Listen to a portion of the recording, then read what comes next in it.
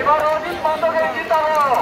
আর আপনাদের কাছে অনুরোধ, যারা উকিল আছেন, বুদ্ধিজীবী আছেন, ডাক্তার আছেন, যারা খেলছেন, বাইরে যারা ছাত্র আছেন, আর যারা আজকে চাকরি করছেন, যারা চেন্নাই, তারা ঠিক করে দাও।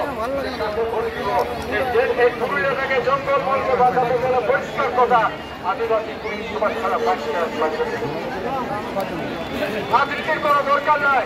তাই আমরা বলবো, যে যেখানে আছেন আদিবাসী কর্মী সমাজ যাকে যাকে সমর্থন করেছে, আমাদের ঝাড়গ্রামে সমর্থন করেছি আমরা একমাত্র সূর্য সিদ্ধেশ্বরকে।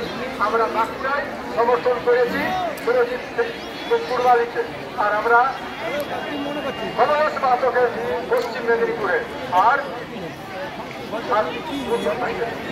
সকল মাত্র ভোটটা পাই গেছে।